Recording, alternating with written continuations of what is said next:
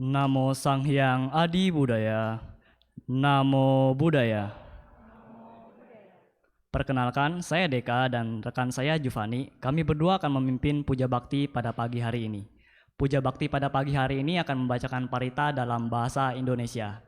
Pada saat membacakan parita menyentuh bumi, umat dipersilakan berdiri setelah mendengar genta sekali. Kemudian umat dipersilakan untuk berdiri pada saat genta setengah dibunyikan.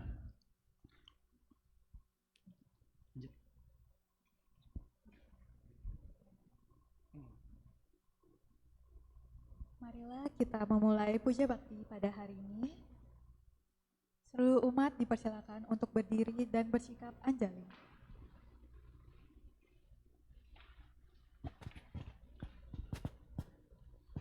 Persembahan dupa halaman 20.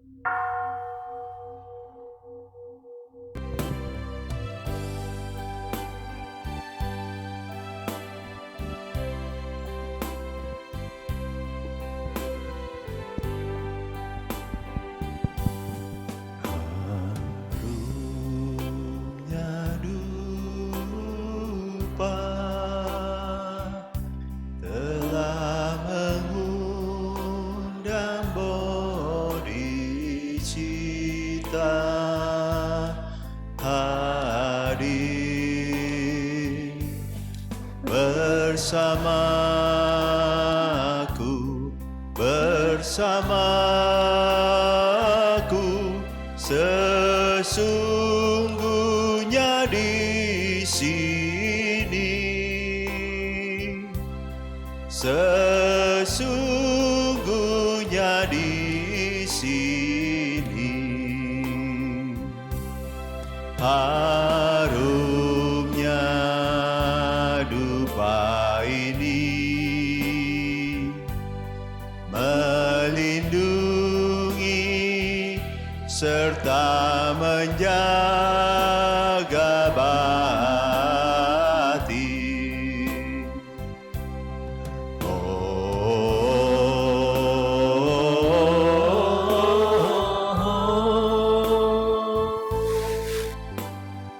Harumnya dupa ini menyatukan kita semua dalam pelaksanaan sila samadhi prajna. Kami datang persembahkan semua. Namo Bodhisattvebhya. Namo Mahasattvebhya.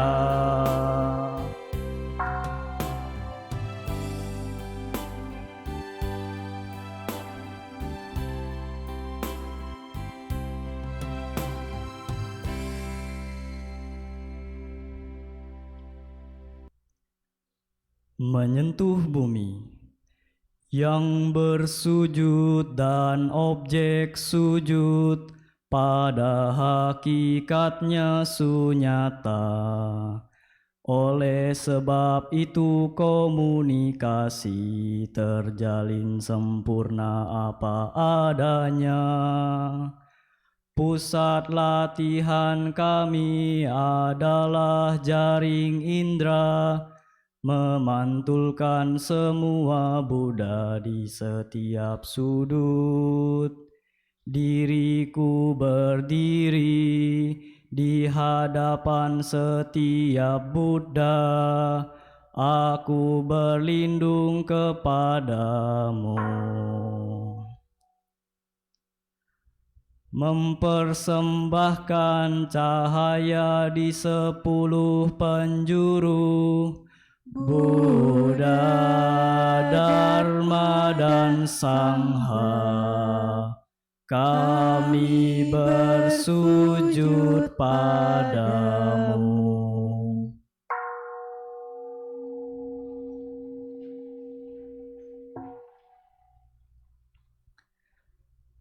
Mengajar dan hidup melalui kesadaran penuh di tengah-tengah penderitaan dan kebingungan. Buddha Sakyamuni, Dia yang telah sadar sepenuhnya, kami bersujud padamu.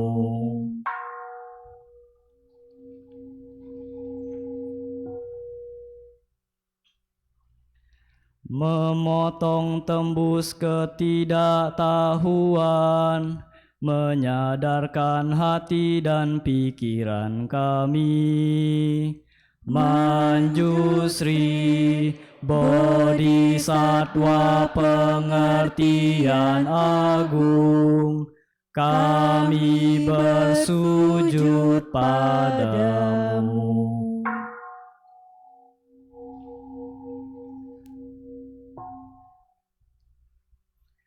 Mendengar secara mendalam, melayani makhluk dalam cara tanpa batas.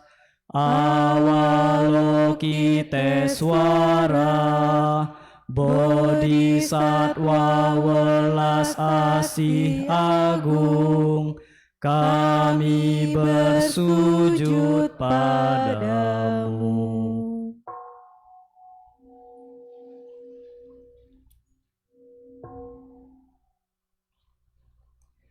Tiada ketakutan dan tekun mengarungi alam-alam penderitaan dan kegelapan.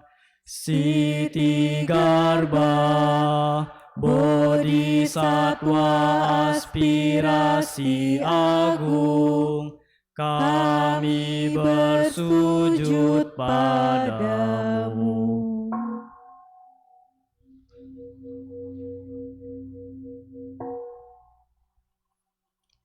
Ibunda semua Buddha, Bodhisattva dan semua makhluk, menopang dan menyembuhkan semuanya. Bodhisattva Pertiwi, Ibunda Bumi, permata indah jagat raya, kami bersujud padamu.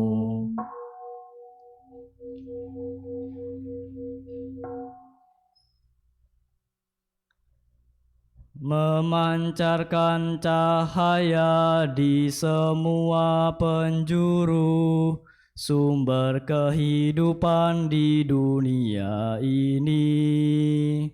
Mahawairochana Tathagata, Ayanda Matahari, Buddha cahaya dan hidup tanpa batas, kami bersujud padamu.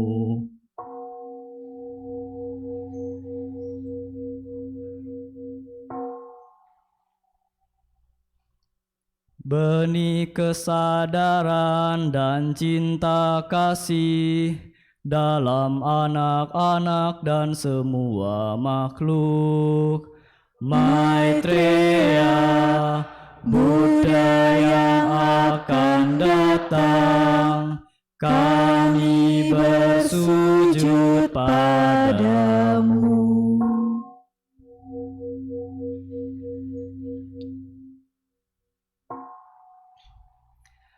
Menunjukkan jalan tanpa rasa takut dan penuh welas asih. Seluruh guru silsilah leluhur spiritual, kami bersujud padamu.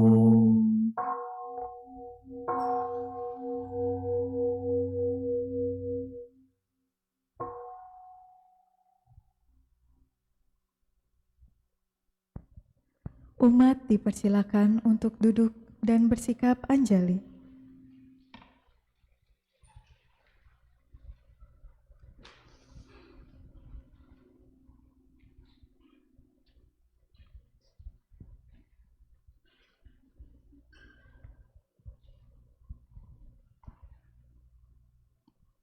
Gata pembukaan halaman 23. Namo Sang Hyang Adi Budaya. Namo Sang Hyang Adi Budaya. Namo Sang Hyang Adi Budaya.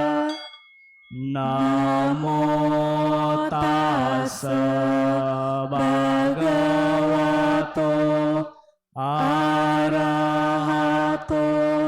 Samma Sambuddhassa. Namo Tassa Bhagavato Arahato Samma Sambuddhassa. Namo Tassa Bhagavato Arahato Samma Sambuddhassa. Namo Sarve Bodhisattvaya Mahasattvaya. Namo Sarve Bodhisattvaya Mahasattvaya. Namo Sarve Bodhisattvaya Mahasattvaya. Dharma begitu dalam dan indah, kini kami berkesempatan untuk melihat, mempelajari, dan mempraktikannya. Kami bertekad untuk merealisasikan makna sejatinya. Sutra Hati Prajna Paramita halaman 23.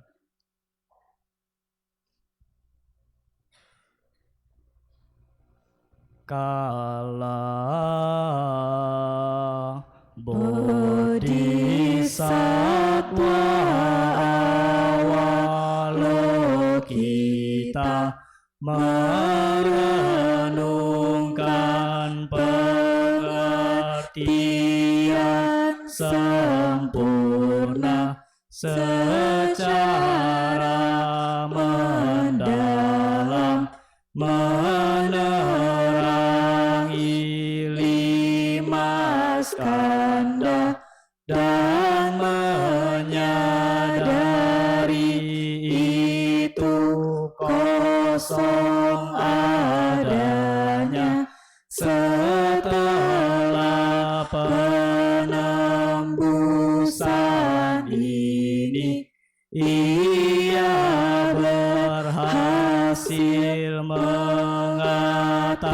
kasih duka.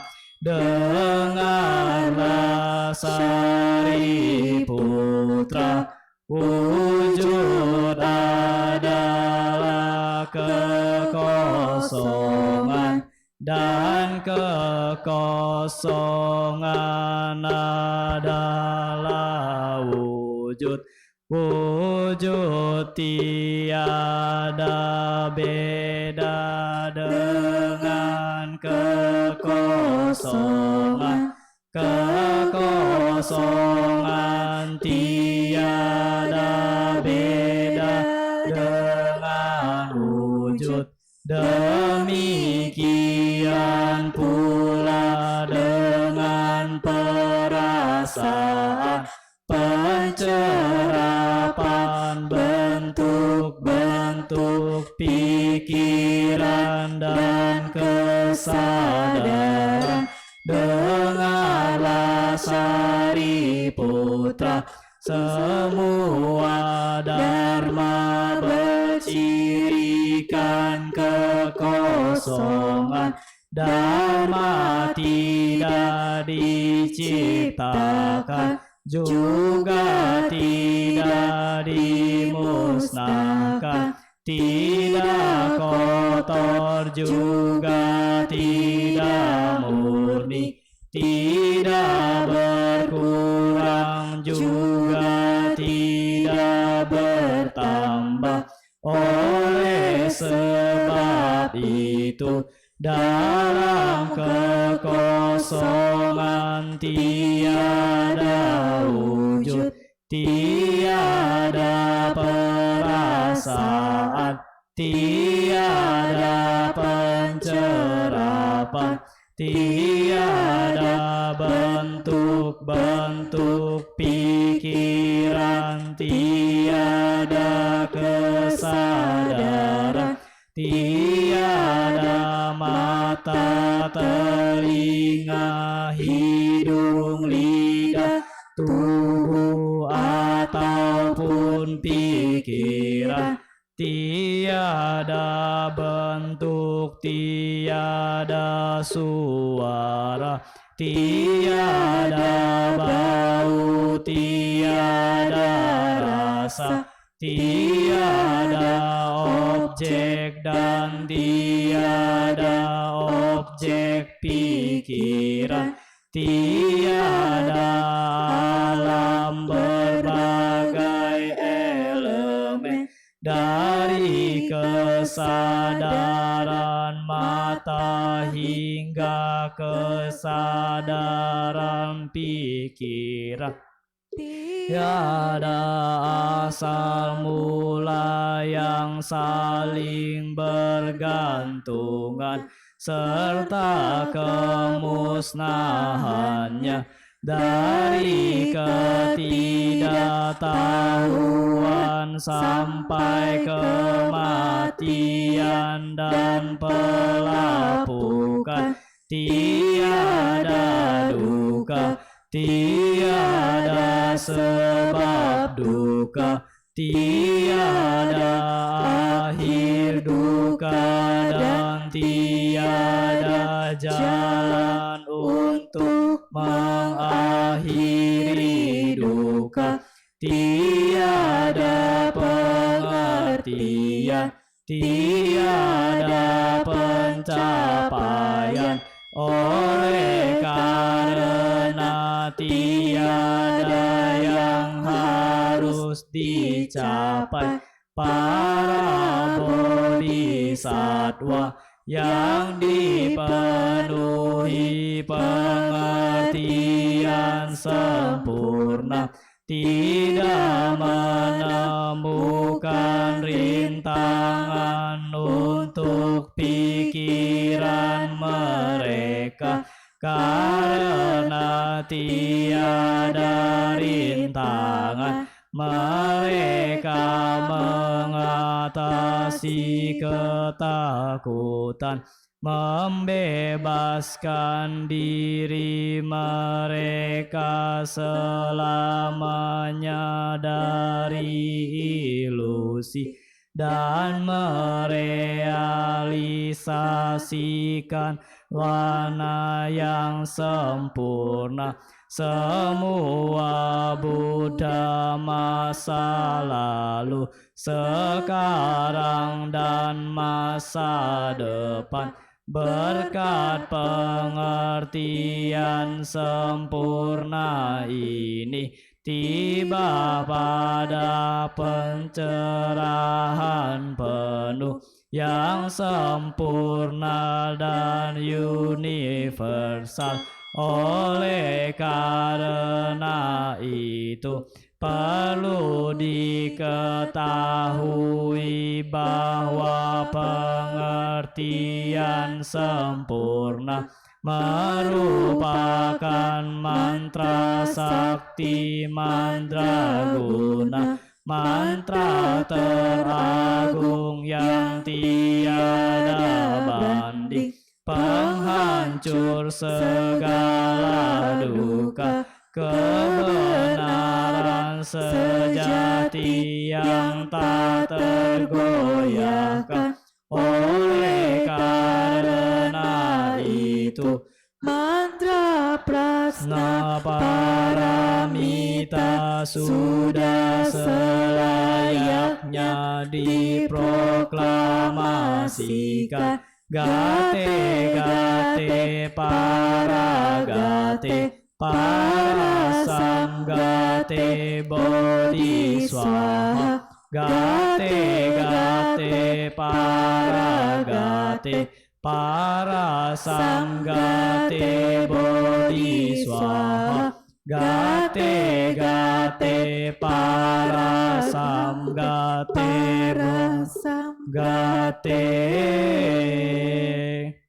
bodhiswaha.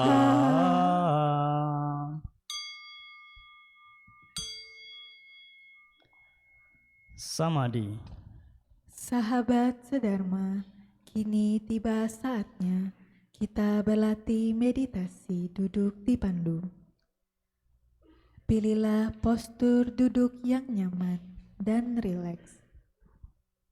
Jika Anda duduk di kursi, izinkan kaki Anda menyentuh ke lantai. Jika Anda duduk di matras, izinkan kedua lutut beristirahat menyentuh matras atau lantai. Punggung tegak namun rileks dengan tidak bersandar pada apapun. Dada tidak membusung atau membungkuk. Kedua telapak tangan bisa saling bertindihan. Kedua ibu jari bisa saling bersentuhan, membentuk sebuah lingkaran kecil, dan letakkan di atas pangkuan kaki. Bahu rileks, kepala tegak, hadirkan seluas senyuman kecil di wajah, sehingga otot-otot wajah menjadi rileks. Bawa pandangan mata turun ke bawah, atau izinkan mata terpejam.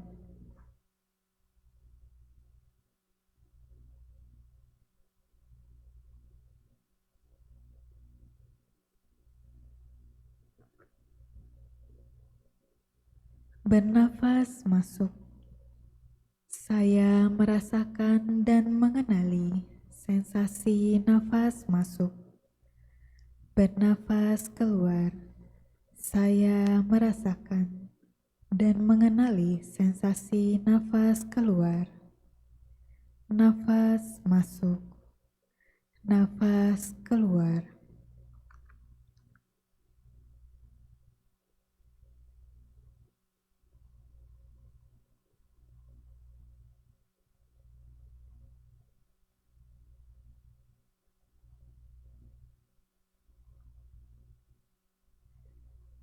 Bernafas masuk. Saya mengikuti nafas masuk dari awal hingga akhir. Bernafas keluar. Saya mengikuti nafas keluar dari awal hingga akhir. Mengikuti nafas masuk. Mengikuti nafas keluar.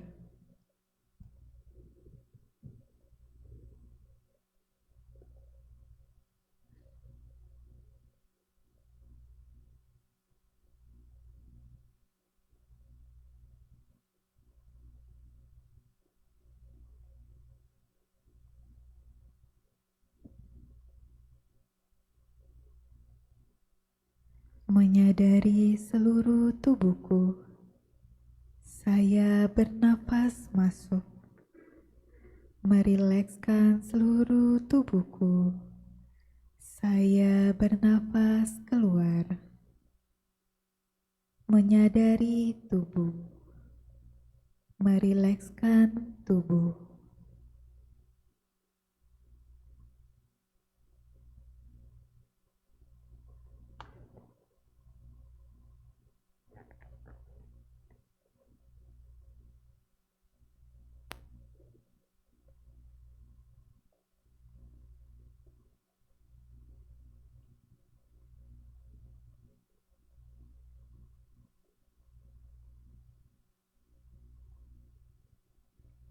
Tersenyum pada tubuhku. Saya bernafas masuk. Melepaskan semua ketegangan yang ada di tubuhku. Saya bernafas keluar. Tersenyum pada tubuh. Melepaskan ketegangan.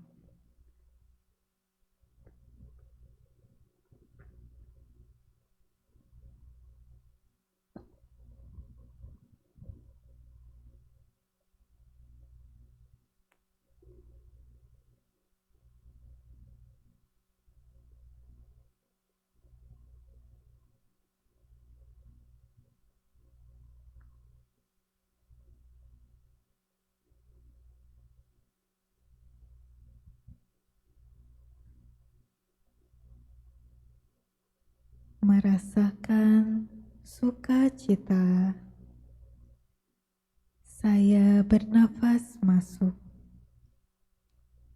Merasakan bahagia. Saya bernafas keluar. Merasakan sukacita.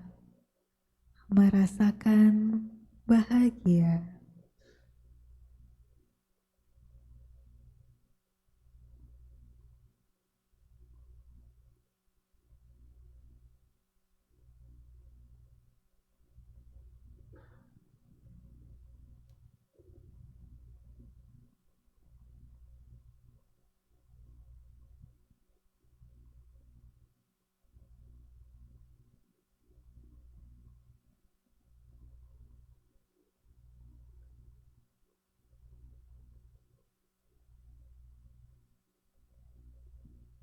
Hadir pada saat ini, saya bernafas masuk, menikmati saat ini, saya bernafas keluar. Hadir pada saat ini, menikmati saat ini.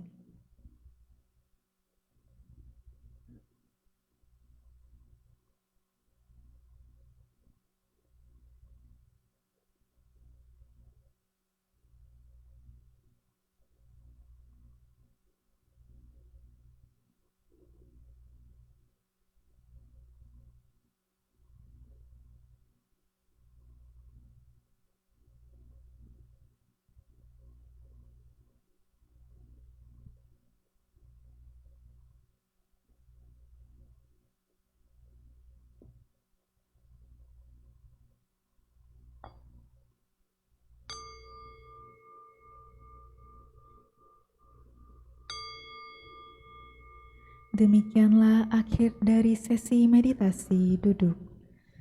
Gerakan kedua telapak tangan secara perlahan.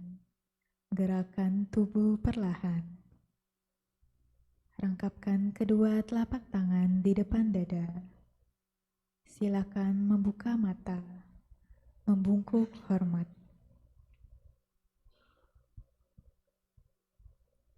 Saudara-saudari dalam Dharma, tiba saatnya kita mendengarkan pembabaran Dharma yang pada hari ini yang akan disampaikan oleh Yang Mulia Bante Badrasena Suryawamsa Tera.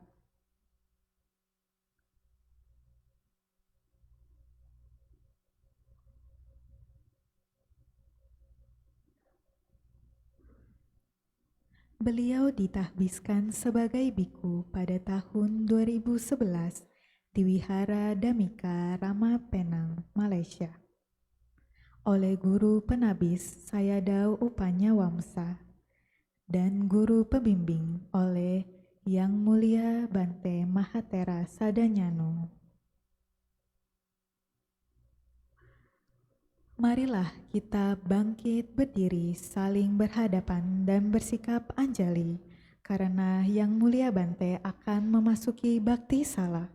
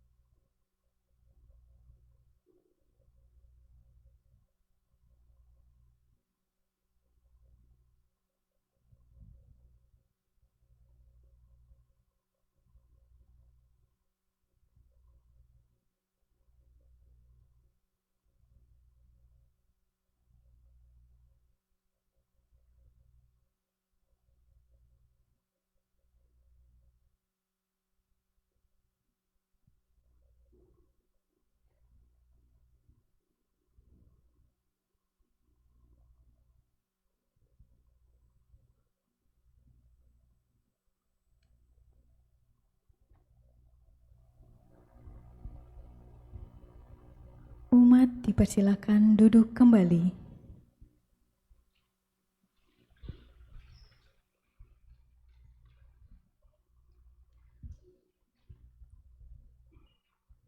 Aradhana Dhamma Desana.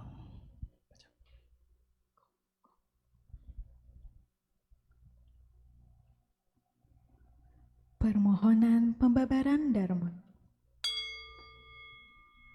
Brahmacaloka Dipati Sahampati Katanjalian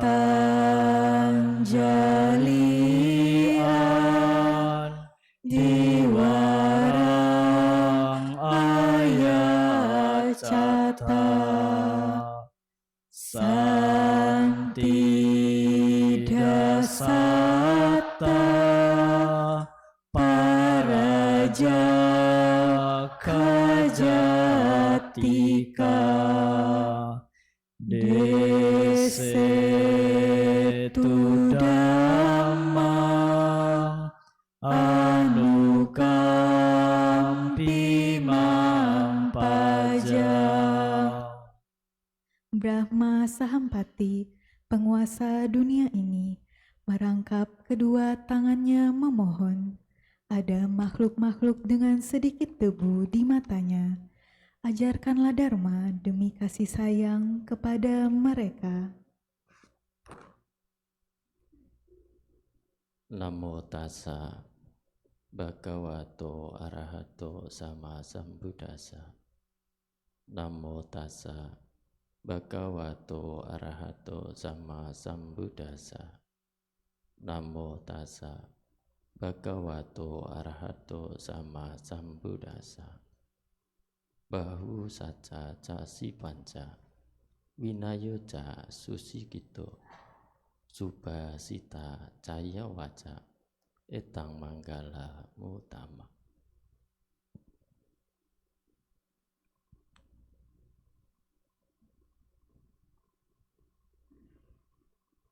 Terima kasih atas kesempatannya yang diberikan kepada saya. Yang kami hormati seluruh pengurus wihara, kepada upasaka pandita, Bapak Ibu serta saudara-saudari sedharma, selamat pagi semuanya. Namo Sang Hyang Adi Budaya, Namo Buddhaya. Hari ini merupakan kesempatan yang baik bagi kita semua, karena hari ini kita masih memiliki kesempatan untuk bersama-sama mengulang apa yang pernah diajarkan oleh Buddha. Kemudian tadi juga Bapak Ibu Saudara sekalian sudah melaksanakan meditasi, dan sekarang juga kita belajar bersama. Saya belajar sharing pada Bapak Ibu Saudara sekalian, dan Bapak Ibu Saudara sekalian juga belajar bagaimana mendengar secara mendalam. Nah, ini merupakan satu kebajikan yang boleh dikatakan sebagai kebajikan yang luar biasa, karena kita bisa menggunakan kesempatan di hari ini, bisa meluangkan waktu untuk pergi ke wihara bersama-sama melakukan kebajikan secara kolektif. Bapak Ibu dan saudara sekalian, seperti yang sudah di-share dari pengurus wihara, ya Bapak Ibu kalau membaca posternya, kemarin ada yang baca posternya apa belum? Belum ada yang baca? Sudah ada. Apa temanya hari ini? Nah, kan nggak ada suaranya kan? Apa temanya hari ini? Mengumpulkan bekal. Bapak Ibu hari ini pergi ke wihara, kira-kira membawa bekal apa dari rumah? Apa yang dibawa bekalnya? Hah? Kalau dulu mungkin bawa bekal dari rumah itu dompetnya tebal.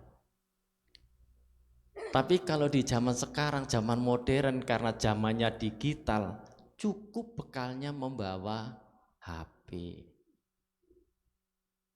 Betul apa betul? Nah,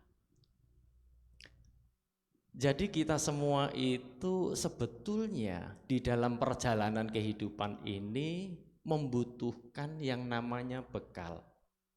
Ya, saya akan sedikit sharing yang berkaitan dengan dua sutta. Tapi sutta yang pertama ini mungkin Bapak Ibu di dalam kehidupan sehari-hari sudah melakukan. Sudah dilakukan, kemudian juga sudah diteliti di dalam kehidupannya sehari-hari, sehingga Bapak Ibu bisa mengembangkan berbagai macam aspek di dalam kehidupan sehari-hari. Ya, tentu karena kalau kita berbicara tentang bekal, ada bekal yang untuk di kehidupan yang sekarang, ada juga bekal yang harus disiapkan untuk perjalanan dari kehidupan ke kehidupan berikutnya. Kalau konsep ajaran Buddha kan demikian ya. Jadi kita harus mempersiapkan bekal kita untuk kehidupan ini supaya kita itu menjadi lebih bahagia, lebih sejahtera, lebih damai. Kemudian kita juga berharap semoga nanti di kehidupan yang mendatang kita juga akan menjadi lebih bahagia. Tentu ada hal-hal yang perlu dipersiapkan. Nah, di Gajanusuta, Bapak Ibu Saudara sekalian, ya, ada seorang Brahmana yang datang kepada Buddha. Oh Bante, saya ini hidup berumah tangga. Hidup berumah tangga itu sangat, apa bahasanya ya, sangat kompleks gitulah. Kita butuh wewangian, kita butuh banyak hal yang digunakan untuk kehidupan sehari-hari. Di rumah juga punya anak dan lain sebagainya.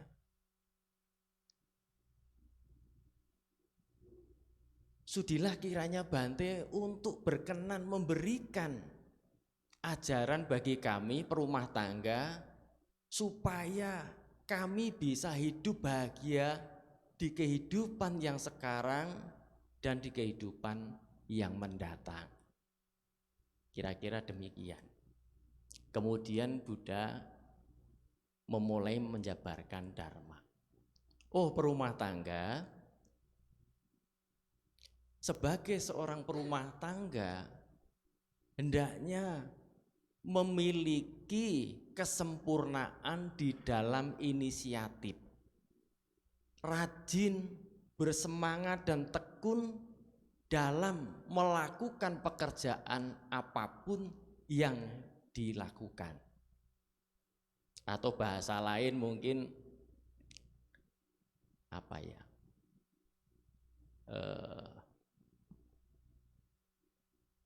Apa sih ya bahasa lain pekerjaan itu?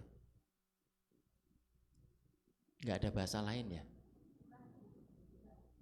Ya, tugas sebagai perumah tangga gitu ya.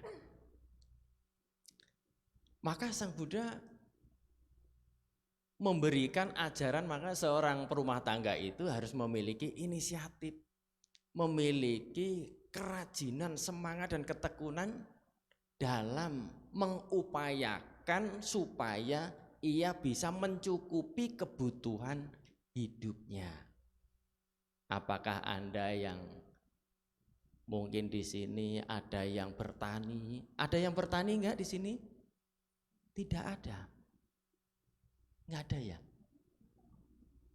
Bertaninya beda ya orang kota sama orang kampung ya.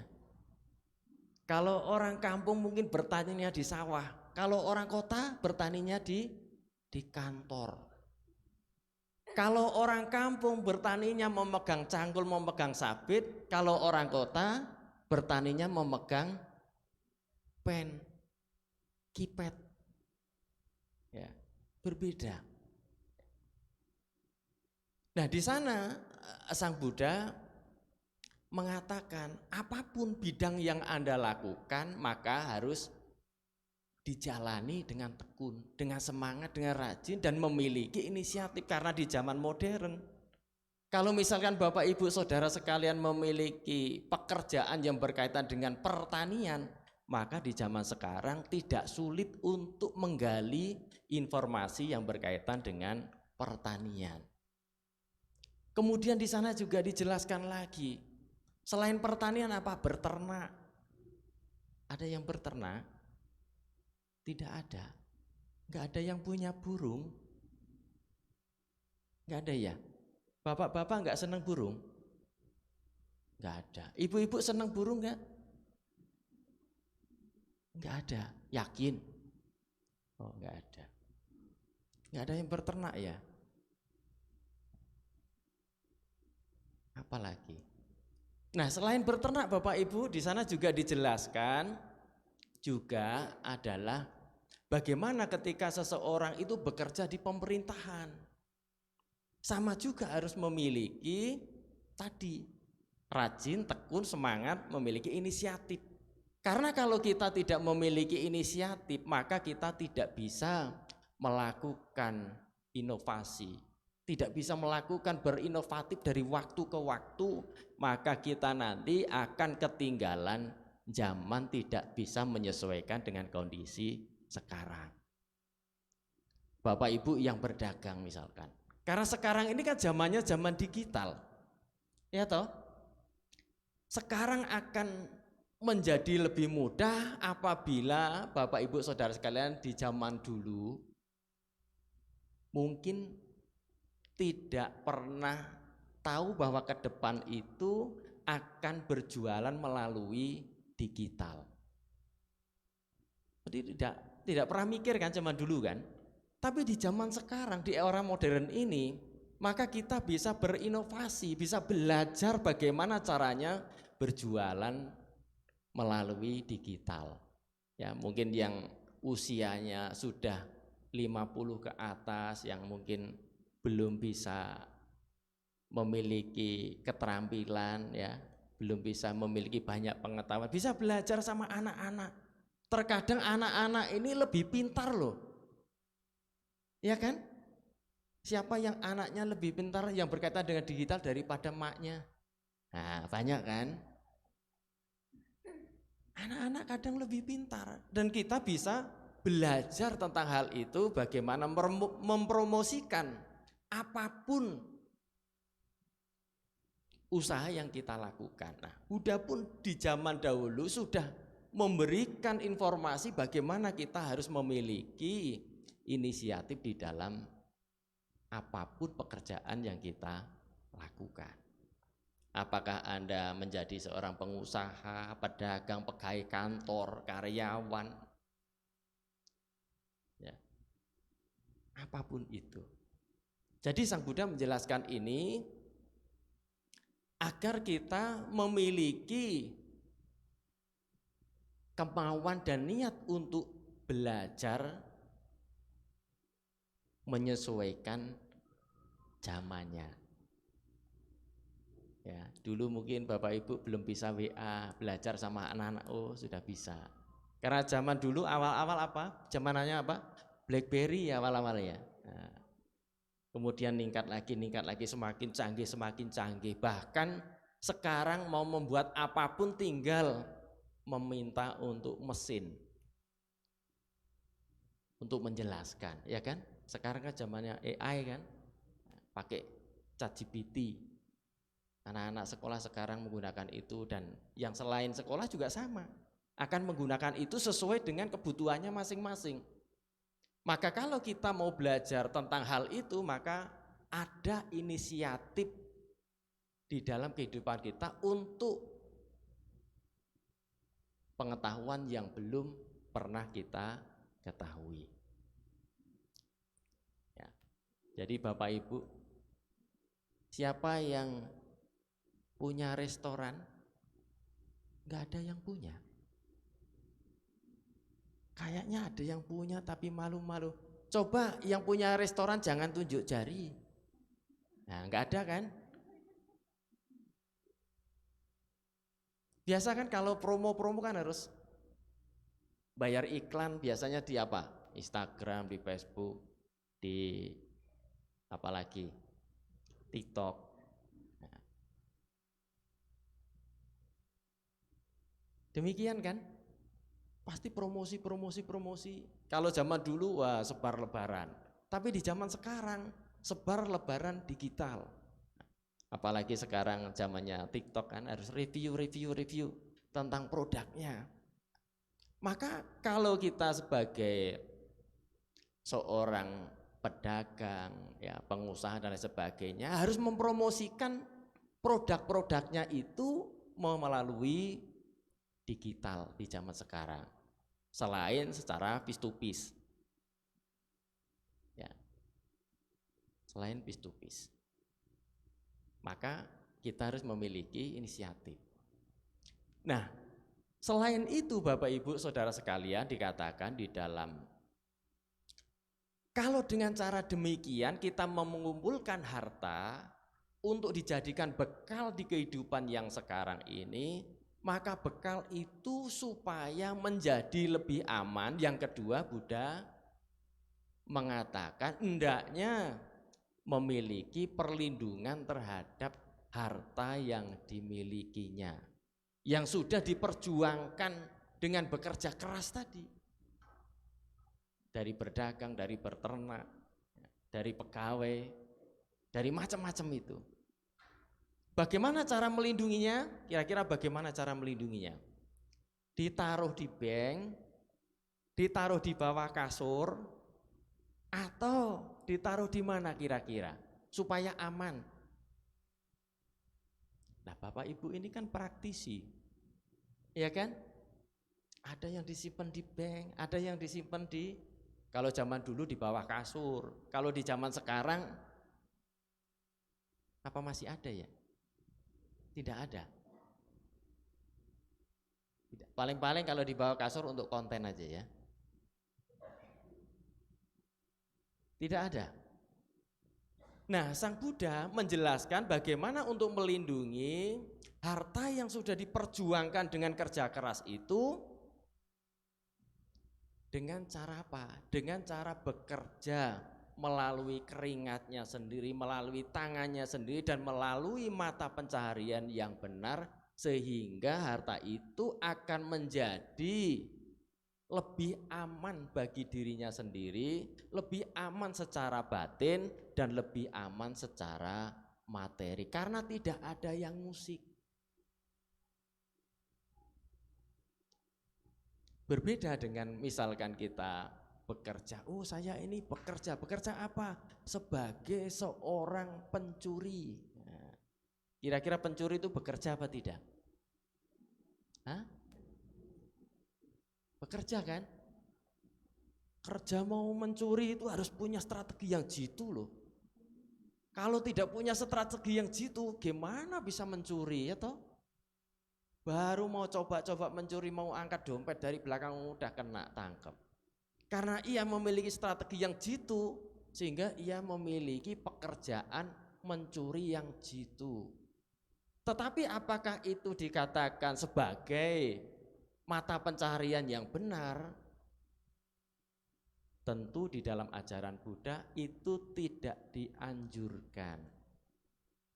Ya, kalau Buddha mengajar, para umat Buddha, ayo kita mencuri rame-rame. Enggak pernah ada Buddha mengajarkan demikian. Tidak pernah ada. Ya. Jadi kalau harta yang didapatkan dari hal demikian itu menjadi harta yang tidak aman dan membuat orang itu memiliki kecemasan dan ketakutan akibat dari cara ia mendapatkan harta yang demikian, sehingga harta itu tidak menjadi aman bagi seseorang yang demikian. Ya, kalau ketangkap kan babak belur, malam juga mikir, ya takut, begitu setelah mencuri aja takut, gimana ini itu, nanti kalau dilihat, apalagi sekarang zamannya zaman digital ya, ada CCTV. Walaupun saya bicara di sini bisa dilihat sampai jauh, bisa diawasi dari jarak jauh. Ya, sehingga ketika ada pencuri yang terekam oleh CCTV akan menjadi mudah ditangkap karena dideteksi mukanya. Jadi akan menjadi lebih mudah, sehingga hal itu membuat dia menjadi gelisah dan tidak tenang. Maka yang kedua, Sang Buddha ya mengajarkan supaya harta yang didapat itu bisa dilindungi melalui perilaku dan bagaimana cara ia mendapatkan hartanya dengan baik. Kemudian yang ketiga, Bapak Ibu Saudara sekalian, Sang Buddha menjelaskan di sana hendaknya seseorang atau perumah tangga itu memiliki pertemanan yang baik. Pertemanan yang baik itu di sana kriterianya ada 4. Orang itu memiliki keyakinan terhadap kebajikan. Orang itu memiliki, yang kedua, orang itu memiliki keyakinan terhadap perilaku bermoral. Yang ketiga, orang itu memiliki perilaku yang dermawan.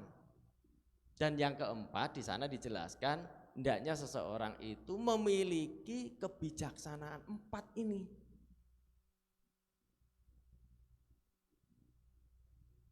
Kalau kita memiliki pertemanan yang baik, yang memiliki 4 hal ini, maka kita hidupnya akan menjadi lebih damai, lebih bahagia, dan mungkin lebih sejahtera dibandingkan dengan yang lain. Tapi kriteria yang seperti ini tidak gampang untuk ditemukan, sangat sulit, karena memang manusia ini masih memiliki perilaku yang baik, juga memiliki perilaku yang tidak baik.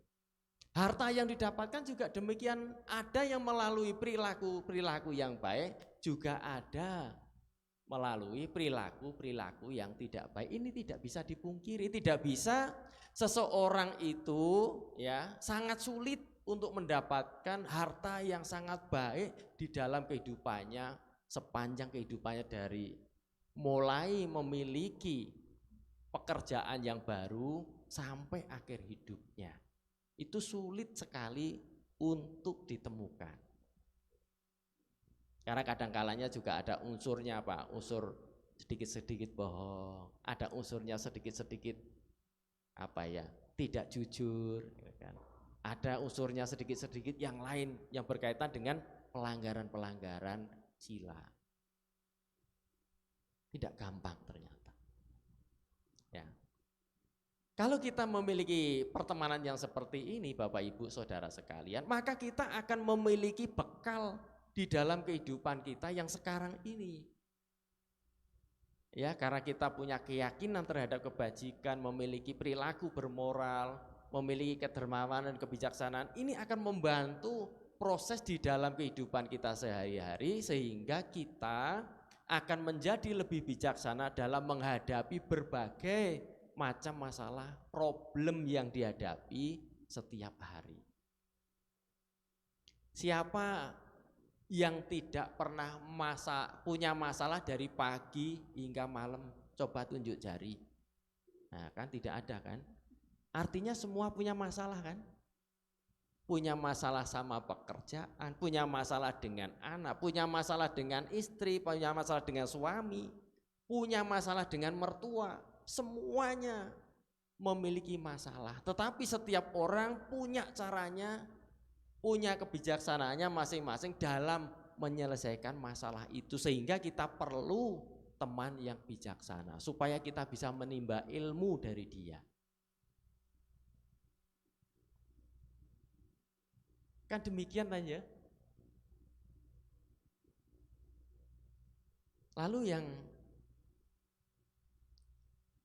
berikutnya, ya, karena kita ini bukan hanya mengumpulkan saja apa yang harus kita miliki, karena apa yang kita kumpulkan itu nantinya pada saat seseorang itu meninggal dunia, apa yang dimiliki, yang diperjuangkan akan ditinggalkan begitu saja.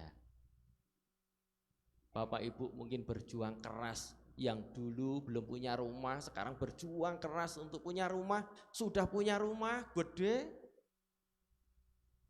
Dulu mungkin Bapak Ibu tidak punya mobil, sekarang berjuang keras memiliki mobil. Tapi mobil itu hanya untuk kebutuhan sementara waktu kita hidup di dunia ini. Nanti setelah kita meninggal dunia, tidak ada yang bawa mobil nyetir sendiri ke kuburan, gak ada. Tidak ada orang yang meninggal bawa rumah sendiri, tidak ada. Paling-paling hanya dibawain rumah-rumahan sama keluarganya. Itu pun bukan rumah sungguhan. Iya kan? Bapak Ibu kalau pergi ke rumah duka kan lihatnya begitu kan? Uang juga begitu, walaupun uang yang Bapak Ibu perjuangkan banyak waktu hidup, kerja keras, banting tulang, gak peduli Anda demam, sakit, masih bekerja. Begitu Anda meninggal, hanya dikirim sama uang-uangan diam loong, yang jumlahnya paling besar di dunia ini. Berapa itu jumlahnya? Hah? Jumlahnya berapa itu? Tidak ada yang pernah tahu jumlahnya. Hah? Nggak ada yang tahu ya? Oh, pernah mempersembahkan itu enggak? Pernah, tapi enggak tahu nilainya. Ya, berapa itu 1 miliar ya? Nilainya ya. Nah, kemudian Bapak Ibu Saudara sekalian, bagaimana caranya supaya kita ini, apa yang sudah kita perjuangkan di kehidupan yang sekarang ini, supaya nantinya bisa menjadi bekal dari kehidupan ke kehidupan kita yang berikutnya. Maka Sang Buddha menjelaskan di dalam Nidikanda Sutta itu, hendaknya seseorang itu melakukan kebajikan kepada yang pertama kali harus kepada orang tua. Punya duit, sudah dikumpulin banyak, orang tuanya masih ada, ayo diajak jalan-jalan, ayo diajak makan enak, mumpung masih hidup. Bukan nanti setelah orang tuanya tidak ada, baru diberi persembahan macam-macam, sudah nggak bisa makan.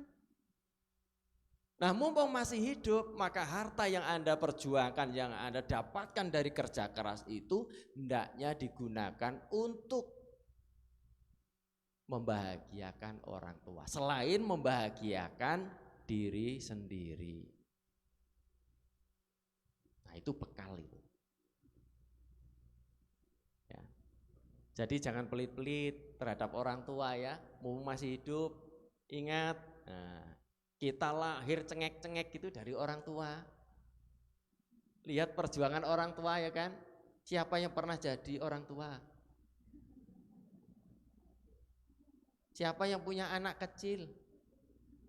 Banyak ya. Bagaimana waktu melahirkan? Sakit ya? Sakit bapak-bapak? Sakit. Betapa menderitanya untuk melahirkan seorang anak. Bahkan seorang ibu itu berjuang keras selama 9 bulan itu disimpan terus di perut, gak dititipkan ke orang lain kan. Tidur dibawa, pergi ke toilet dibawa, pergi mandi dibawa, pergi ke mall dibawa, tidak pernah ditaruh. Itu hebatnya orang tua itu. Berjuang untuk melindungi anaknya supaya lahir dengan baik. Ketika sudah lahir, yang nangis, yang ngompol, yang nah, orang tua berjuang, memperjuangkan kita yang sampai sebesar ini. Dulu waktu kecil orang tua itu kerja keras, kadang-kadang malam itu gak kebagian tidur toh, tidurnya sedikit-sedikit saja toh. Udah mau tidur, anaknya nanti lapar, ya kan? Basah juga demikian, tidak nyaman juga demikian. Maka kita hendaknya ketika kita sudah memiliki sesuatu, maka kita hendaknya memberikan sesuatu itu kepada orang tua untuk supaya orang tua menikmati kebahagiaan hasil dari kerja keras yang kita lakukan. Selain orang tua, anak, istri, suami, teman, tamu. Kalau dengan tamu bagaimana? Ya kalau ada orang yang datang ke rumah ya hendaknya dikasih suguhan, air minum atau makanan. Nah, itu akan menjadi bekal. Bekal kita di kehidupan nanti. Ya. Apapun yang kita tanam pada orang lain, apapun yang kita perbuat melalui harta yang kita miliki banyak itu, kemudian kita memberikan kepada orang lain, inilah yang akan menjadi bekal yang akan menemani dari kehidupan ini ke kehidupan berikutnya. Bahkan di sana dikatakan, Bapak, Ibu, Bapak-bapak ini yang ganteng-ganteng sekarang ini, yang suaranya bagus, memiliki indera yang sempurna, memiliki kedudukan yang baik, memiliki harta benda yang cukup untuk kehidupan itu didapatkan dari hasil kebajikan yang pernah dilakukan di masa lalu, juga dikondisikan di kehidupan sekarang.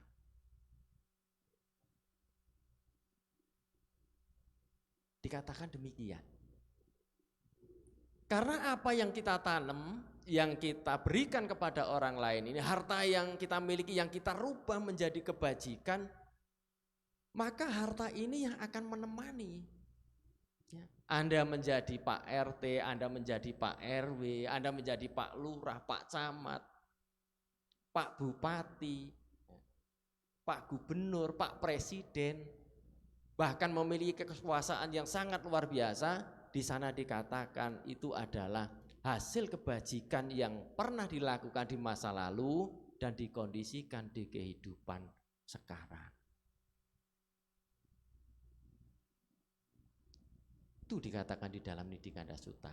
Maka hendaknya Bapak Ibu Saudara sekalian harus melakukan atau memperbanyak bekal di kehidupan sekarang. Bagaimana Anda harus bekerja keras mengumpulkan harta. Karena kalau Anda tidak mengumpulkan harta yang banyak, yang cukup untuk dibagi, kalau hanya punyanya sedikit, maka kita hanya bisa berbagi sedikit. Tapi kalau kita punyanya banyak, maka Bapak Ibu bisa berbagi menjadi lebih banyak. Mau berbagi sedikit apa banyak? Hah? Kalau mau banyak harus berjuang mendapatkan materi itu harus menjadi lebih banyak.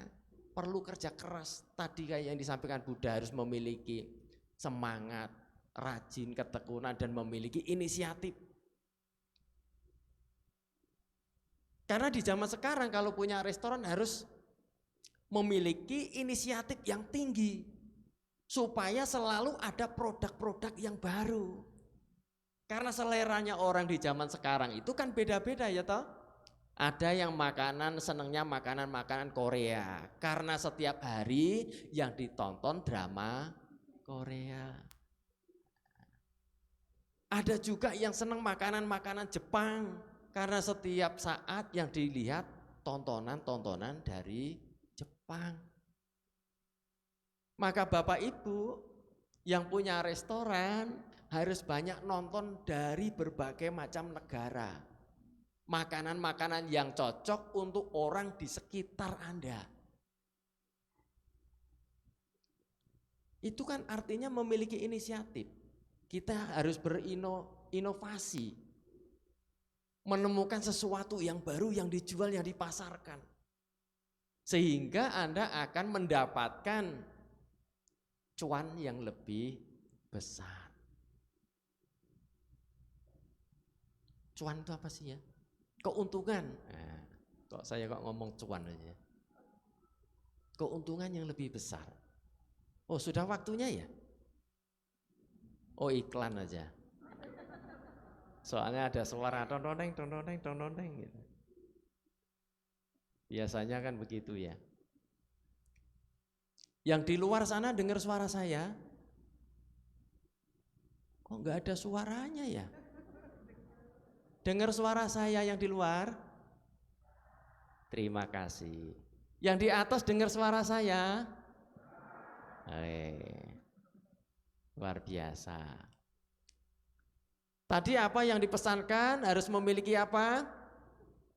Rajin, semangat, tekun, dan memiliki kesempurnaan dalam inisiatif. Nah, ini 2500 tahun yang lalu Buddha sudah mengajarkan itu. Dan sekarang dikembangkan dengan ilmu-ilmu modern. Ya, jadi kita juga harus menyesuaikan. Kalau yang punya misalkan selain restoran, bisnis-bisnis apa yang paling populer di zaman sekarang? Ya, kalau Bapak Ibu yang punya, kalau bahasa orang Sumatera itu apa ya namanya ya? Bahasanya itu panglong ya. Siapa yang dari Sumatera? Tidak ada. Kalau toko bangunan itu kan katanya panglong gitu ya. Kalau di zaman sekarang itu karena anak-anak muda itu senang berkreasi. Kalau misalkan desain interior itu aneh-aneh, tidak seperti dulu di zaman sekarang itu, maka Bapak Ibu yang punya toko pangklong juga harus memiliki inisiatif, mencari informasi yang paling disukai anak-anak muda di zaman sekarang itu apa. Ya kan, desain interior kan begitu, wah mewah, bagus. Bahannya dari apa? Yang banyak itu biasanya dari PPC ya. Tapi saya nggak mengiklankan PPC ya. Tapi pada umumnya demikian yang digunakan. Ya, bagus untuk model-model dalam.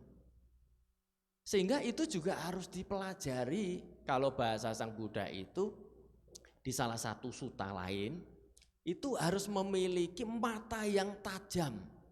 Mata yang tajam itu artinya apa yang dibutuhkan masyarakat sekitar yang paling laku itu yang harus dikulak lebih banyak. Dan kalau yang kurang laku maka itu hanya untuk pelengkap saja. Jangan mengulak yang tidak laku. Nah, itu pun juga diajarkan. Kalau yang tidak punya modal bagaimana? Harus mencari sponsor yang bisa membantu bagaimana memberikan fasilitas modal bagi Anda. Itu juga diajarkan. Tapi kalau sudah dikasih hutang, dikasih fasilitas demikian, maka hendaknya kalau sudah punya untung, maka harus mengembalikannya sedikit demi sedikit, dicicil. Di situ juga disampaikan. Jangan sampai Anda sudah diberi modal, usahanya sudah sukses, lupa bayar hutang, pura-pura belum cukup untuk bayar hutang. Tapi dia tidak tahu kalau yang membesarkan dia, yang memberikan ia usaha itu adalah si dia yang memberikan hutang. Lupa. Kalau demikian nanti Anda menjadi orang yang tidak aman, tidak nyaman dalam bermata pencaharian. Karena tidak mau bayar hutang pada orang yang telah memberikan modal Anda. Usaha Anda sudah besar tapi tidak mau bayar hutang. Itu namanya orang apa itu? Hah? Orang apa namanya? Hah? Orang licik ya? Tapi di sini nggak ada yang licik kan ya? Sudah belajar agama Buddha, ya sedikit-sedikit mungkin agak muter-muter dikit lah. Nanti ya C ya, nanti ya bulan depan ya ini cuannya lagi sedikit ya, nanti ya bulan depan ya. Bulan depan lagi didatangin, nanti ya ini kayaknya kurang sedikit lagi. Ya itu sedikit-sedikit lah ya kan, karena kita sudah belajar Dharma, jadi mau bayar tapi ya sedikit-sedikit gitu. Jadi harus memiliki inisiatif Bapak Ibu Saudara sekalian ya. Kalau kita tidak mau belajar dengan hal-hal yang baru ya kita akan stuck di situ dan pelan-pelan kalau kita hanya konvensional maka ya pelan-pelan kita akan tergeser. Karena tidak banyak orang yang mendapatkan informasi yang berkaitan dengan produk-produk yang Anda jual.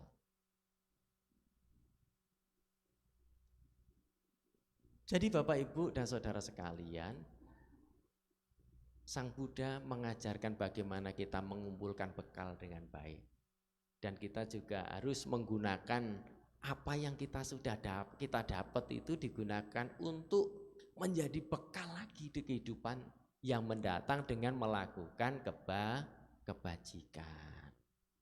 Bapak Ibu tadi dari rumah bawa dompet enggak? Siapa yang bawa dompet coba tunjuk jari. Banyak ya.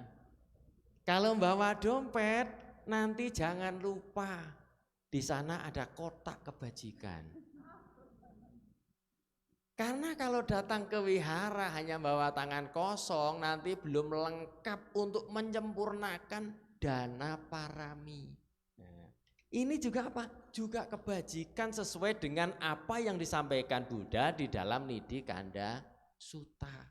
Selain di wihara, selain pada orang tua, tamu, teman, saudara, juga diberikan kepada sangga. Nah, semuanya itu kalau kita punya. Jadi pelan-pelan kalau kita latih sedikit nanti akan terbiasa. Sedikit akan terbiasa. Sedikit akan menjadi banyak.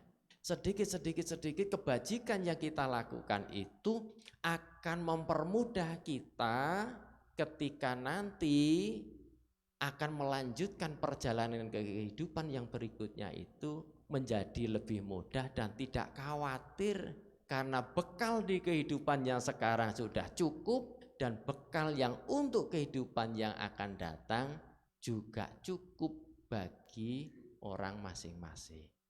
Ya, jadi Bapak Ibu Saudara sekalian, semangatlah dalam mencari rezeki. Memiliki apa tadi? Rajin, semangat, tekun dan inisiatif. Nah, kalau kita punya inisiatif artinya juga memiliki bau saca casi panca, memiliki pengetahuan dan keterampilan. Sehingga hal itu akan menjadikan Anda bisa banyak mengumpulkan bekal di kehidupan yang sekarang dan bisa mengumpulkan bekal di kehidupan yang mendatang. Jadi inilah Bapak Ibu Saudara sekalian sedikit yang saya sharingkan. Mudah-mudahan sedikit ini menjadi menyemangati Bapak Ibu Saudara sekalian, mengingatkan Bapak Ibu Saudara sekalian sehingga aku harus punya ini, punya itu, punya ini, punya itu, sehingga Anda menjadi lebih semangat dalam mengumpulkan bekal di kehidupan yang sekarang dan di kehidupan yang akan datang. Terima kasih. Akhir kata, Namo Sang Hyang Adi Budaya, Namo Buddhaya.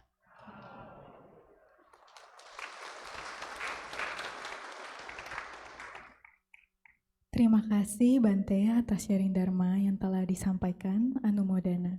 Berikutnya kita akan ada sesi Q&A. Mungkin satu pertanyaan bagi umat yang ingin bertanya dipersilakan.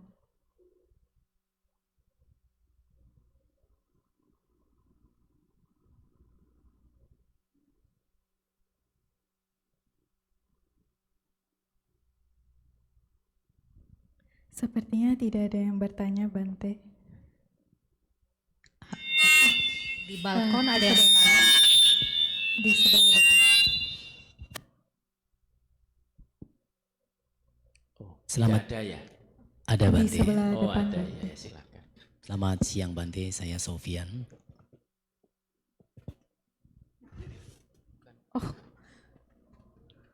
Di atas. Oh di atas. Soalnya ada suara tidak ada orangnya. Iya Bante, untuk hal semangat dan menyesuaikan keberadaan kekuatan diri, itu kadang-kadang kemampuan sudah dimiliki, pengetahuan pun cukup, tapi untuk menyiasati kondisi yang kadang-kadang gampang menyerah, lalu kurang keyakinan untuk bisa memperkuat diri itu, bagaimana ya untuk hal tersebut bisa saya miliki ataupun sedikit-sedikit mempelajari kekuatan diri itu untuk lebih bisa memandang ke depan dan semangat untuk berjalan gitu. Terima kasih Bante. Baik, terima kasih atas pertanyaannya. Memang Bapak Ibu Saudara sekalian, semangat itu tidaklah mungkin dari kita awal mulai bekerja sampai akhir. Kadang-kadang juga muncul malesnya juga. Bangun tidur kira-kira biasanya rajin, ada malesnya juga enggak? Ada. Masak kadang-kadang rajin, kadang-kadang juga males. Jadi malas itu ada di dalam diri manusia, wajar. Kadang malas, kadang rajin. Namun bagaimana kalau misalkan kita memiliki tujuan yang harus kita, apa istilahnya ya, kita buktikan tujuan kita ini harus kita penuhi supaya kita bisa mencapai tujuan yang kita inginkan. Misalkan Bapak Ibu yang belum punya rumah, pengen punya rumah. Apa yang harus diperkuat? Yang pertama kali adalah niat dan tekad yang kuat untuk memiliki rumah. Kalau sudah memiliki niat dan tekad, sudah memutuskan saya 10 tahun ke depan harus punya rumah. maka yang selanjutnya harus dibarengi dengan semangat dan melakukan untuk membuktikan saya harus punya rumah.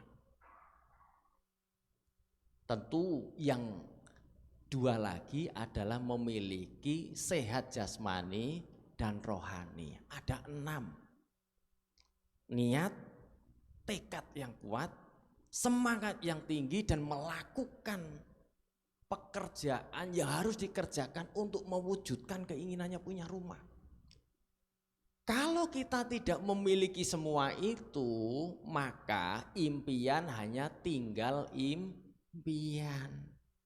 Tapi kalau ingin memiliki rumah lebih mudah, maka Anda perlu tidur dan bermimpi punya rumah. Begitu bangun, rumahnya tidak ada. Mengapa? Karena Anda tidak memiliki tekad yang kuat, tidak memiliki semangat untuk bekerja, untuk mengumpulkan harta. Kemudian setelah kumpul dibelikan jadi rumah. Kalau kita tekadnya tidak kuat, ya lemes-lemes, ya udahlah, tunda aja lah, nanti saya mau cari yang lain lagi lah, ya nggak apalah. Rumahnya ditunda nanti terus. Duitnya untuk yang lain. Ya sampai kapanpun ya nggak bisa punya rumah. Sulit ya toh. Apalagi rumah di sini di Serpong, harganya, wow. Maka harus memiliki niat dan tekad yang kuat itu, sehingga niat yang tekad itu akan memacu semangat kita bekerja keras untuk mengumpulkan harta. Kemudian kalau sudah punya cukup untuk membeli rumah, maka dibelikan rumah. Ya, jadi ada 6 ya. Niat, tekad, semangat, kemudian dilakukan. Lalu ada sehat rohani dan sehat jasmani. 6 ini akan membantu Bapak Ibu Saudara sekalian untuk membuktikan bahwa cita-cita Anda itu bisa terwujud. Ingin punya rumah atau ingin punya mobil, kalau ingin punya yang lain. Kira-kira demikian ya? Ya, kurang lebihnya demikian. Nanti kalau ada kurangnya nanti bisa ditambahin sendiri ya.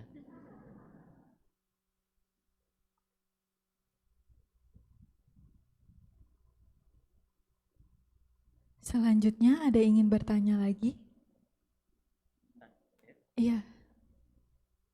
Koko yang sebelah depan tadi. Iya. Dipersilakan. Ya ada mic. Oh ya bisa lah, dekat saya.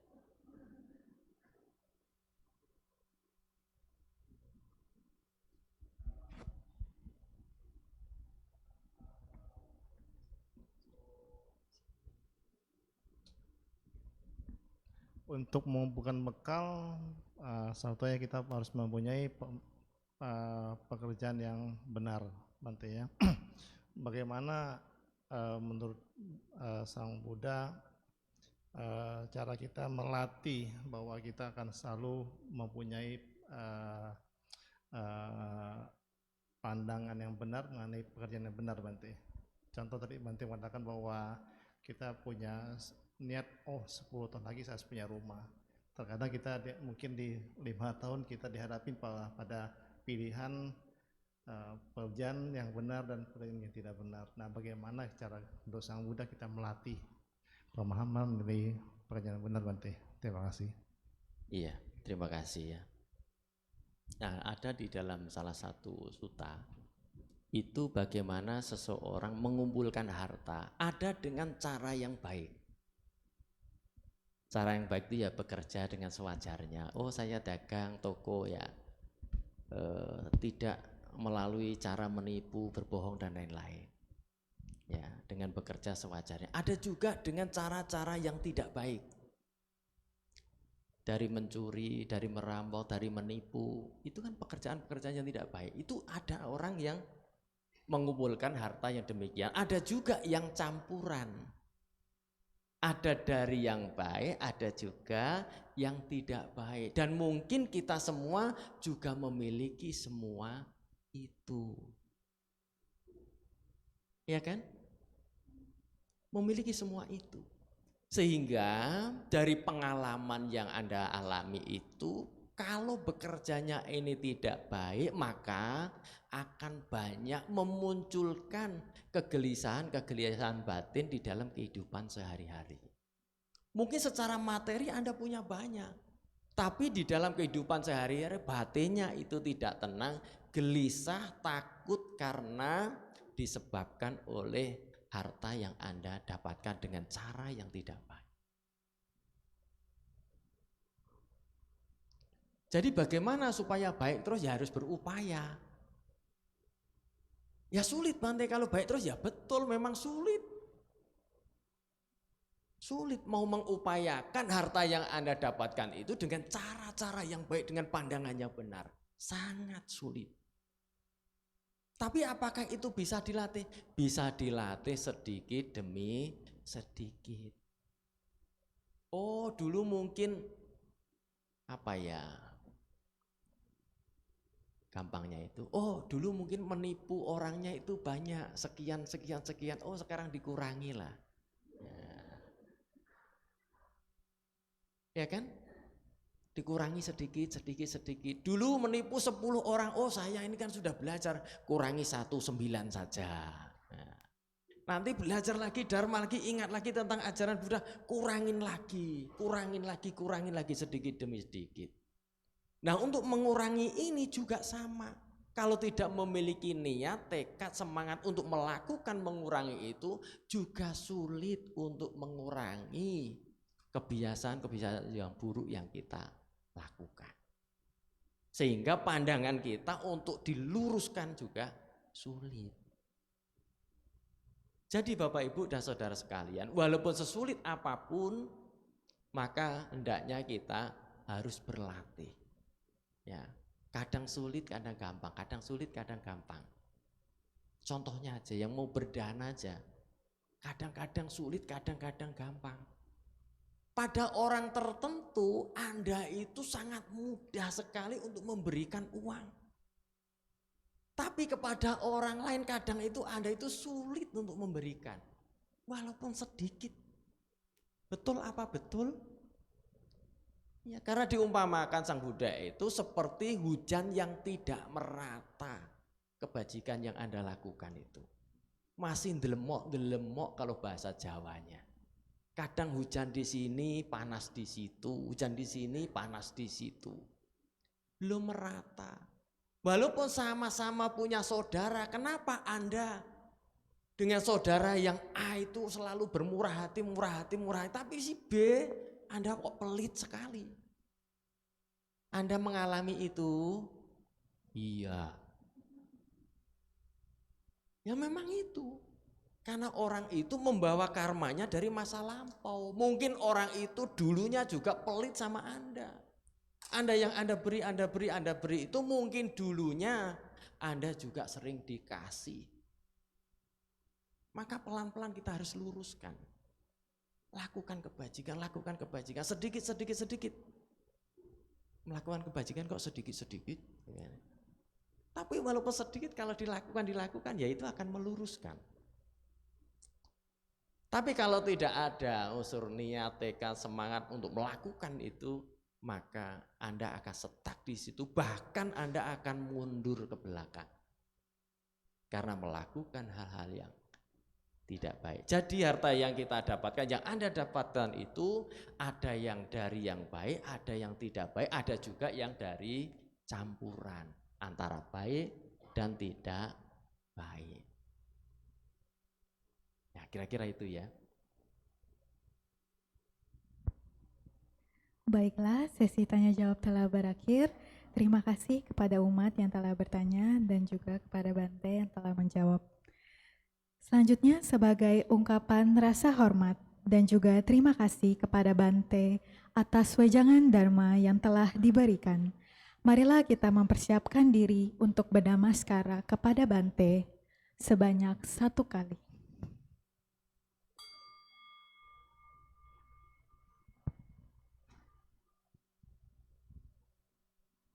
marilah kita bangkit berdiri, saling berhadapan dan bersikap anjali, karena Yang Mulia Bante akan meninggalkan bakti sala.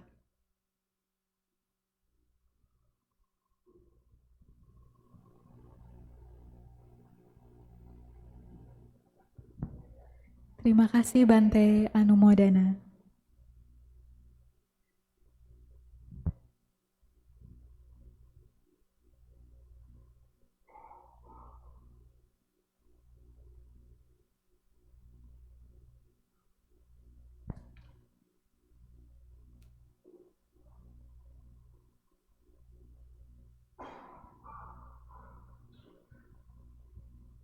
Umat dipersilakan duduk kembali.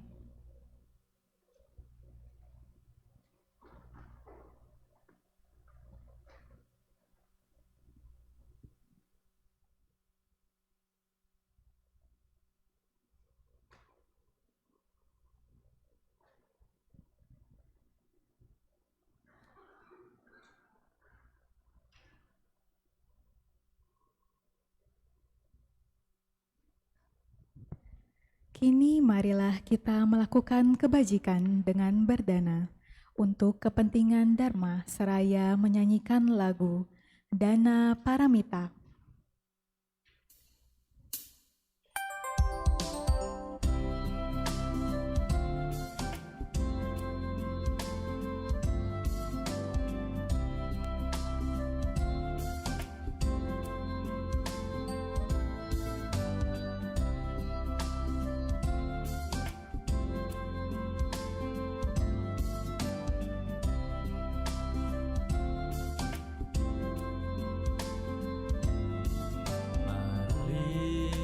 Marilah kita berdana untuk kepentingan Dharma. Semoga kita dalam berkah kasih Buddha Maha Suci. Berdanalah kita semua dengan hati ikhlas rela. Semoga karma baik kita berlimpah rahmat Triratna.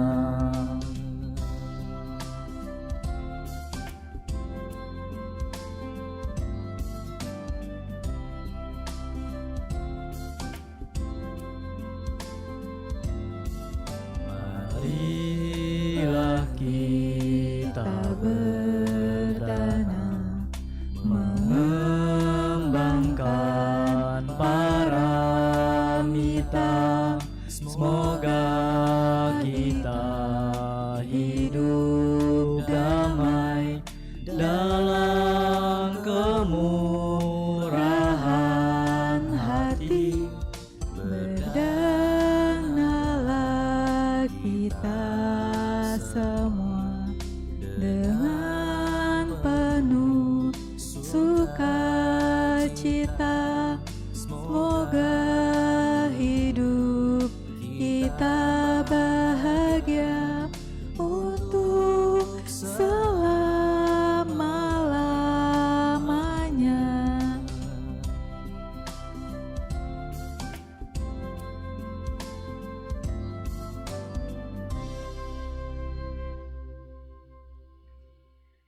Selanjutnya kita akan mendengarkan persembahan lagu yang akan dibawakan oleh tim kesenian. Kepada tim kesenian kami persilakan.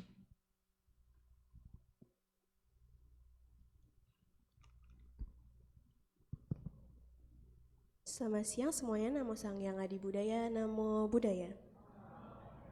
Sebelumnya, perkenalkan nama saya Meta. Saya perwakilan dari tim kesenian hari ini akan membawakan sebuah lagu yang berjudul Tegar. Buat yang tahu lagunya boleh nyanyi bareng ya.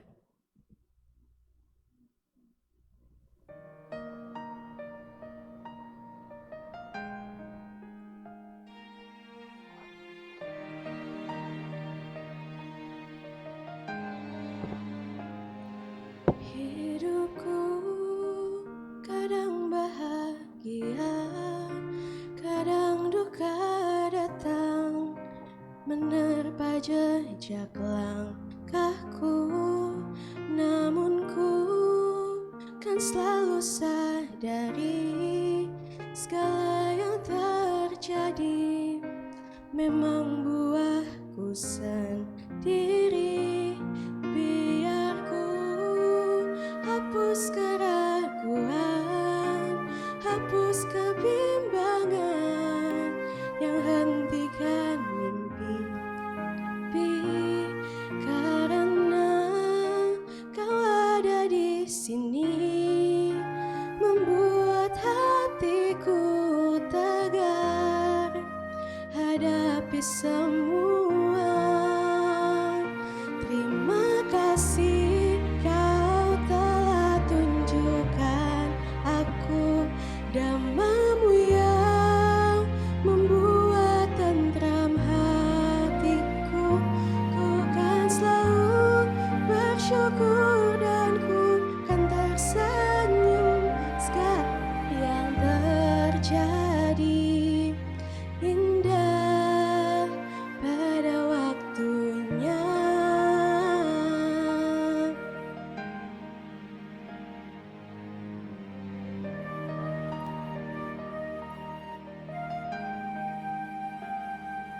Karena kau ada di sini, membuat hatiku tegar hadapi semua.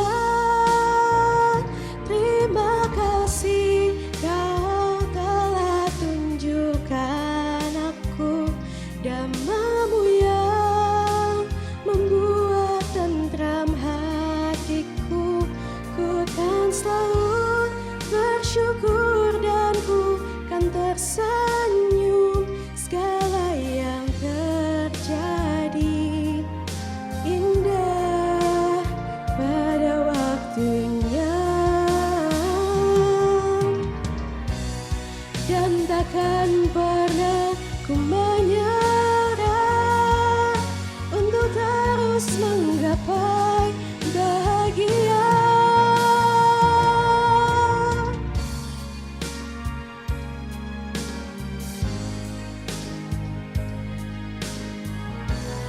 Dan ku hadapi semua.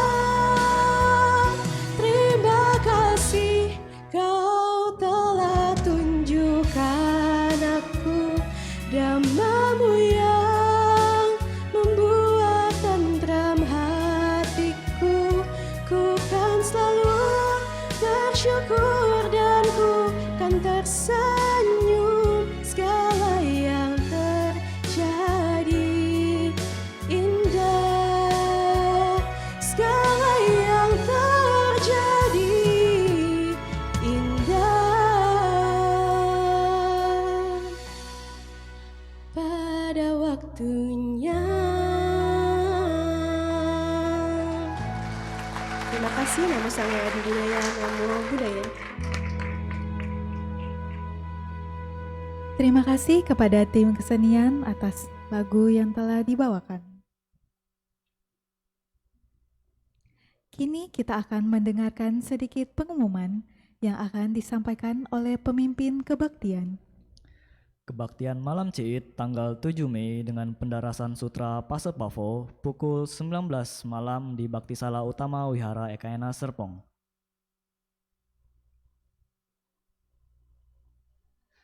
Menjelang perayaan Waisak tahun 2024, Panitia Waisak membuka kesempatan bagi umat yang ingin menjadi volunteer di perayaan Waisak Wihara Ekayana Serpong.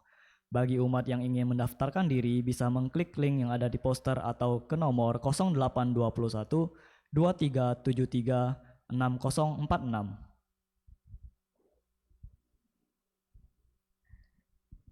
Buddha hadir semesta bercahaya. Mari hadiri malam pengagungan menyambut Hari Waisak 2568 Buddhist Era pada tanggal 19 Mei 2024 di G-Expo Kemayoran. Dan bagi umat yang telah mendaftar nama untuk ikut bus Wihara Ekayana Serpong pada tanggal 19 Mei, diharapkan untuk berkumpul di lobi jam 11.30 pagi. Sehubungan dengan perayaan Waisak di G-Expo Jakarta pada tanggal 19 Mei, maka semua kebaktian di Wihara Ekayana Serpong akan digabungkan ke perayaan Waisak di G-Expo. Jadi, di Wihara Ekayana Serpong tidak ada kebaktian liamkeng, kebaktian umum, sekolah minggu, komisi remaja, dan komisi pemuda. Umat diharapkan hadir untuk IVO yang akan dipimpin langsung oleh anggota Sangha mulai pukul 13 di G-Expo Jakarta. Rangkaian acara Waisak 2024 atau 2568 Buddhist Era Wihara Ekayana Serpong dimulai dengan Pita Harapan. Umat bisa menuliskan harapan di sehelai pita merah di lantai lobi Wihara Ekayana Serpong. Sepekan meditasi mulai dari tanggal 6 sampai 11 Mei 2024 pukul 19 sampai 21 malam di lantai 5 Ruang Bodh Gaya Wihara Ekayana Serpong yang akan dipimpin oleh Bhikkhuni dari Dharma Drum Sangha University Taiwan. Mari kita membawa kedamaian bersama dengan mengikuti Peace Walk damai di setiap langkah pada tanggal 11 Mei hari Sabtu pukul 5.45 pagi sampai 8 pagi dengan dress code putih bertempat di Simfonia Sumarekon. Umat diharapkan mendaftar dengan scan kode QR atau klik link yang tertera di poster. Donor darah yang akan dilaksanakan pada Minggu tanggal 12 Mei 2024 pukul 9 sampai 12 pagi. Menjelang perayaan Waisak 2024, Ekayana Peduli Wihara Ekayana Serpong akan melakukan bakti sosial di Wihara WIE Sanbio pada tanggal 12 Mei 2024, Kota Tangerang. Kami membuka kesempatan untuk sahabat terkasih bersumbangsi dalam paket sembako yang akan diberikan berupa minyak, gula, mie instan, dan kecap manis.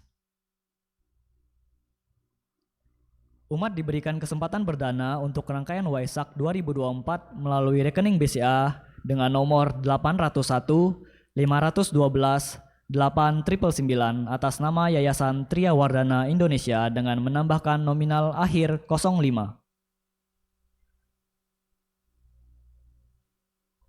Perayaan Waisak 2568 Buddhist Era tahun 2024 dengan tema keharmonisan merupakan pedoman hidup berdampingan dalam berbangsa akan dirayakan pada tanggal 23 Mei 2024 sebagai berikut. Pradaksina Liamkeng dan IVO mulai pukul 7.30 pagi sampai 10 pagi. Bazar vegetarian mulai pukul 10 pagi. Puncak perayaan Waisak pukul 16.30 sampai 19.00. Meditasi detik-detik Waisak pukul 20.30 malam sampai 21.15 malam. Dan Waisak Anak yang akan dirayakan pada tanggal 26 Mei 2024 pukul 9 sampai 11.30 pagi. Sahabat terkasih, mari melatih diri bersama Ekayana Peduli dalam penuangan celengan kebajikan yang akan dilakukan pada hari Minggu 26 Mei 2024 di Wihara Ekayana Serpong.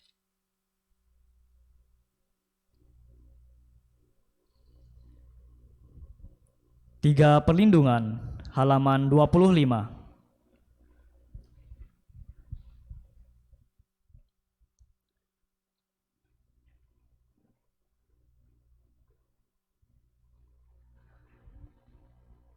Aku berlindung kepada Buddha yang menunjukkan kepadaku jalan dalam kehidupan ini.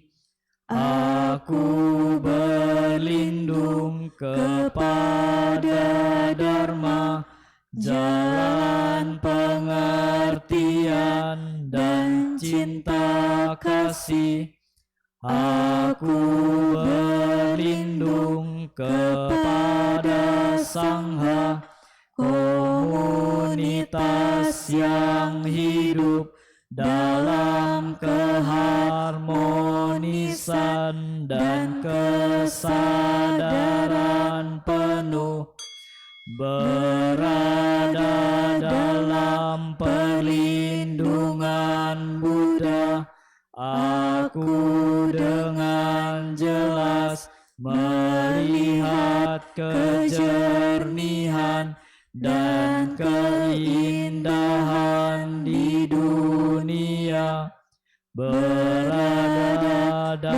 dalam perlindungan Dharma. Aku belajar untuk membuka banyak pintu transformasi, berada dalam perlindungan Sangha, cahaya tuntunan yang mendukungku, menjaga latihanku bebas dari gangguan, berlindung kepada Buddha dalam diriku.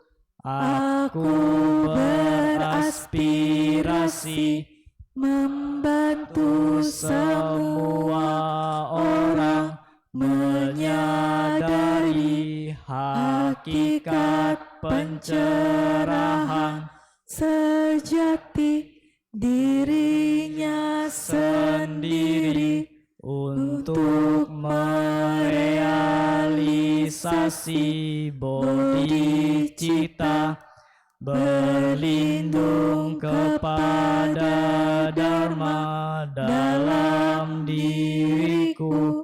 Aku beraspirasi menolong semua orang, menguasai cara latihan dengan baik, dan melangkah bersama di jalan pembebasan, berlindung kepada Sangha dalam diriku. Aku beraspirasi menolong semua orang, membangun 4 komunitas untuk merangkul semua orang dan mendukung transformasinya. Marilah kita melimpahkan jasa kebajikan yang telah kita peroleh pada hari ini dengan menyanyikan gata pelimpahan jasa. Umat dipersilakan untuk berdiri dan bersikap anjali.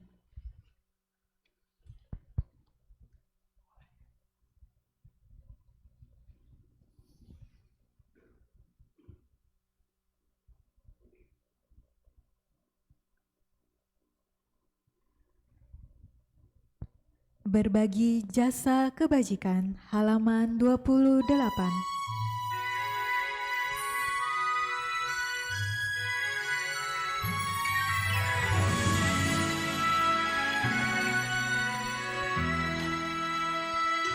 Semoga jasa dan kebajikan memperindah tanah suci,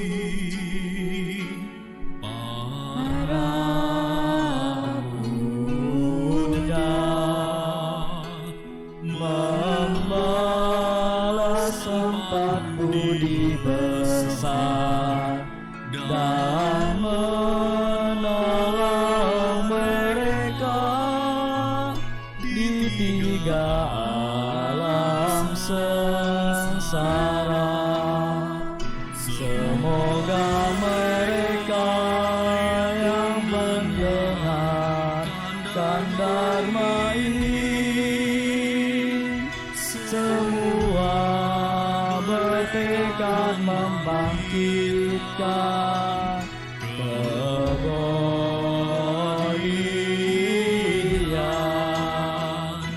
sampai di akhir kehidupan ini, bersama-sama lagi di alam bahagia.